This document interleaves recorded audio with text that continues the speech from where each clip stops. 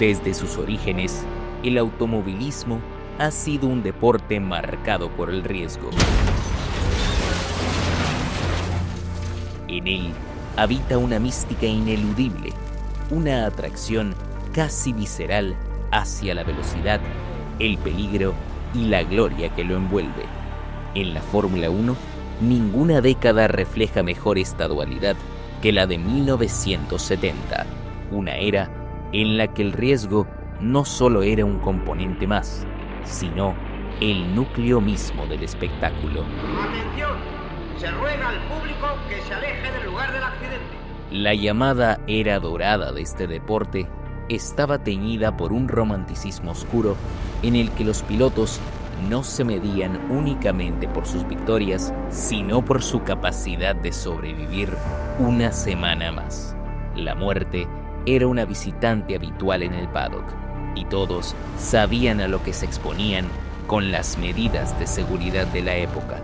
Pero no todas las tragedias fueron inevitables. Algunas fueron fruto directo del abandono, la desorganización y la ceguera institucional de un sistema que prefería mirar hacia otro lado antes que tener que invertir más dinero y recursos en la seguridad de sus competidores.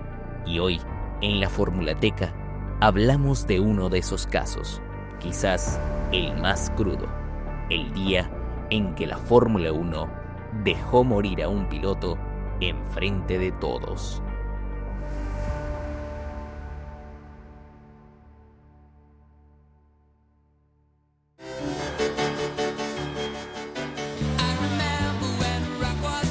La temporada 1973 comenzó cargada de expectativas en lo estrictamente competitivo.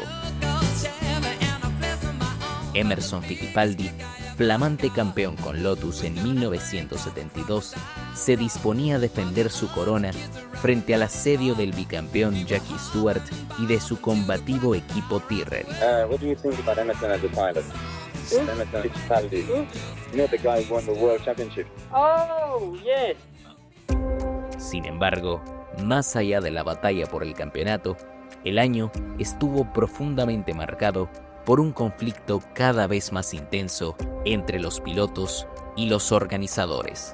La lucha por mejorar la seguridad en un deporte que seguía cobrando vidas cada año. Just want to make sure that if we practice and the surface is breaking up, the race will be cancelled because we don't want any more bullshit that they will repair the road. Ese fue el año en que se introdujo formalmente la vuelta de formación, un intento tardío de controlar riesgos mínimos antes de las salidas, y en el que, de forma improvisada, se probó por primera vez un coche de seguridad. Nuevas sedes entraron al calendario, como Brasil en Interlagos y Suecia en Anderstorp. Pero entre las citas más tensas estuvo el regreso del Gran Premio de los Países Bajos en Zandvoort. El año anterior, la fecha había sido retirada del campeonato tras un boicot liderado por los pilotos. El circuito carecía de barreras adecuadas, las escapatorias eran estrechas y la superficie se desintegraba con el paso de los coches. La Grand Prix Drivers Association exigía reformas profundas, recordando que en 1970 el británico Pierre Courage había perdido la vida allí. For me, it was a very simple black and white case. We either get the racetracks themselves to recognize they needed to do more, had to put more fencing up or more barriers up. It was all costing money, and they had never had to spend the money on the racetrack before. Presionados por el boicot y la amenaza de perder la fecha, los promotores locales invirtieron el equivalente a $1 millón actuales en mejoras mínimas, algunas barreras metálicas, boxes remodelados y una chicana antes de la curva que desemboca a la recta principal. El resto del trazado permaneció prácticamente igual. Las preocupaciones crecieron aún más tras el Gran Premio de Gran Bretaña. Jody Scheckter has been hit a multiple shot at the end of the first lap.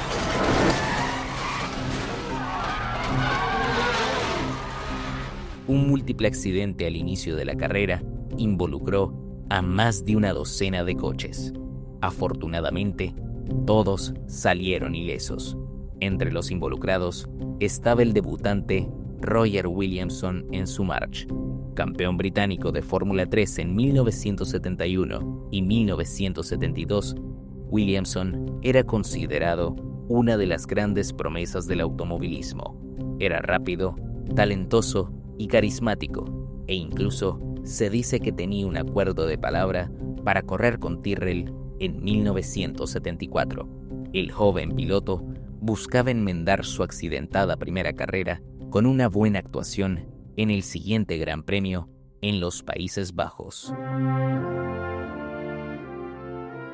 El 29 de julio de 1973, 70.000 espectadores llenaban las gradas de Zandvoort para la 10ª ronda del campeonato. Nadie imaginaba que aquel día pasaría a la historia no por la carrera, sino por una de las escenas más sombrías jamás vistas en la Fórmula 1.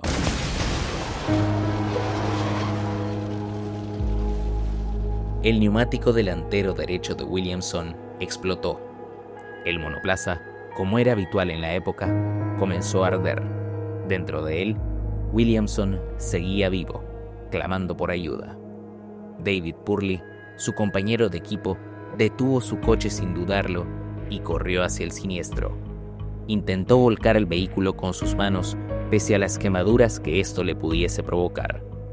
Los comisarios observaban desde la distancia, sin trajes ignífugos, sin extintores funcionales, sin preparación y sin protocolo de emergencia. La carrera continuó. Los monoplazas seguían pasando a toda velocidad, mientras la enorme estela de humo cubría la pista. We passed it every lap. Yellow flags were being flown to slow us down, but the race was never stopped.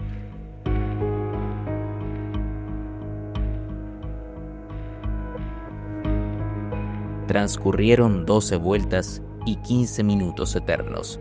Solo entonces apareció un camión de bomberos. Demasiado tarde. Roger Williamson había muerto asfixiado por los gases tóxicos frente a miles de testigos que miraban impotentes. Jackie Stewart ganó la carrera, pero no hubieron festejos. Williamson's dead. There's no lap of honor. Quiet presentation. David Purley recibió la George Medal por su valentía, pero el reconocimiento no borraba la soledad de aquel momento. Había estado solo frente al fuego, solo frente a la indiferencia. La carrera nunca se detuvo para permitir el acceso de los bomberos. Why did it take 8 minutes for one of those tenders to get to the scene of the fire? That's a very easy answer. It was already too late to save the man's life. El director de carrera alegó que no tenía comunicación por radio con esa parte del circuito y que pensaba que era un incendio menor causado por neumáticos. Visueel, ik zie een heleboel rook. Ja.